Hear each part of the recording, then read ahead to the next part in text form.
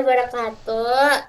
Kami dari kelompok 6 di sini kita akan menjelaskan tentang data administrator. Perkenalkan nama saya Putri Apulandari dengan NIM 102092400024.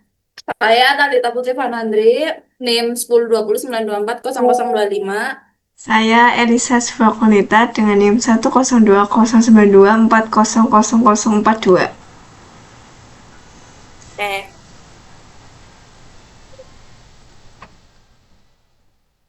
Di sini saya akan menjelaskan tentang karakteristik dan kerentaan etika. Satu, definisi DBA, orang yang bertugas mengelola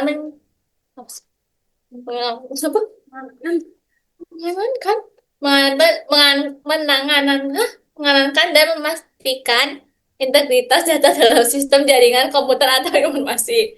Tugas mencakup perancangan instal- instalasi, pengoperasian, operasi server, dan memastikan ketersediaan aplikasi atau server. Dua, kerentanan etika. Profesi ini sangat rentan terhadap pelanggaran etika karena mengakses profesi ini sangat data sensitif, pelanggaran keuangan rahasia perusahaan. Contoh kerentanan: satu, penyalahgunaan akses data untuk kepentingan pribadi. Dua, kebocoran data akibat kelalaian dalam menjaga keamanan. Tiga, manipulasi data tanpa izin. Contoh pelanggaran etika. Kasus kebocoran data, contoh nyatanya: satu, kasus kebocoran data penyelenggaraan pada perusahaan besar seperti Tokopedia 2020 dan BPJS Kesehatan 2021. Dua, kasus ini menunjukkan pentingnya integritas dan tanggung jawab etis bagi para DBA.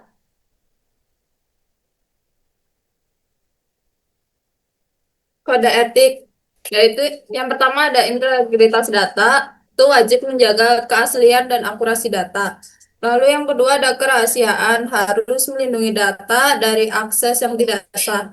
Lalu yang ketiga ada transparansi, yaitu setiap perubahan signifikan harus didokumentasikan. Lalu yang keempat ada tanggung jawab profesional, memastikan sistem berjalan aman dan stabil. Lalu yang kelima ada kepatuhan terhadap regulasi, yaitu memahami dan menaati UU ITE dan UU Perlindungan Data Pribadi. Lalu yang keenam ada objektivitas dan kejujuran, itu tidak boleh menggunakan informasi untuk keuntungan pribadi. Lalu yang ketujuh ada pengembangan kompetensi, yaitu wajib terus memperbarui pengetahuan dan keterampilan. Lalu ada kode perilaku, yaitu tidak membagikan password atau kredensial sistem, lalu menggunakan hak akses hanya untuk tujuan pekerjaan resmi, melakukan backup data secara rutin dan aman, lalu segera melaporkan insiden keamanan atau pelanggaran data, lalu ada tidak mengubah data tanpa persetujuan manajemen, lalu memastikan enkripsi dan kontrol akses diterapkan dengan benar, lalu menolak permintaan yang melanggar hukum atau etika, lalu mengikuti pelatihan keamanan dan etika profesional secara berkala. Yang ketiga yaitu rencana penegakan di organisasi. Pertama, prosedur pelaporan pelanggar. Organisasi ini menyediakan saluran pelaporan atau anonim melalui email, form online, atau aplikasi internal. Yang kedua, setiap anggota didorong untuk segera melaporkan identifikasi pelanggaran, misalnya kayak penyalahgunaan akses, kelalaian backup. Yang kedua, otoritas penegakan dan investigasi.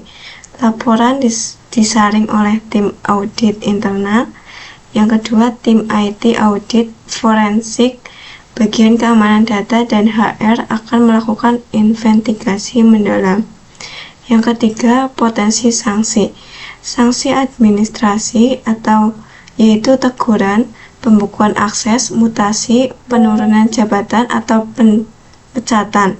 Yang ketiga, sanksi etika, yaitu pencabutan sertifikasi profesi atau larangan menjalankan tugas serupa.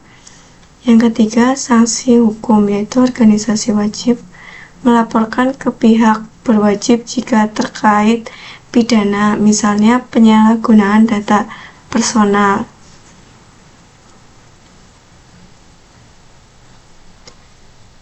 Yang terakhir yaitu analisis dampak.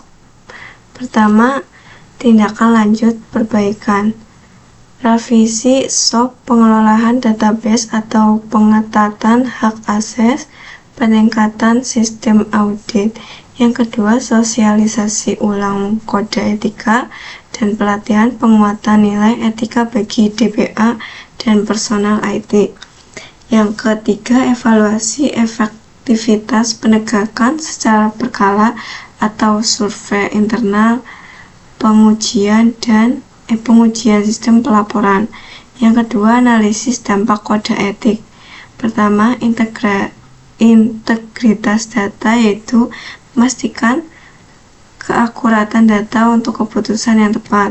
Yang kedua, kerahasiaan atau transparansi, yaitu mencegah kebocoran data sensitif dan memudahkan audit.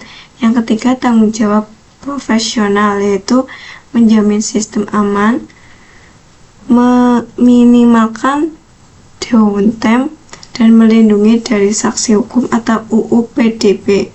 Yang ketiga, objektivitas, yaitu mencegah penyalahgunaan data untuk kepentingan pribadi.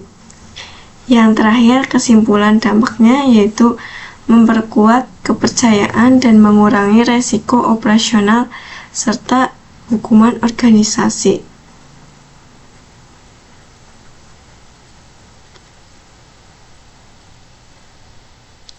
Sekian dari kelompok kami. Apabila ada salah kata, mohon dimaafkan. Wassalamualaikum warahmatullahi wabarakatuh. Waalaikumsalam warahmatullahi wabarakatuh.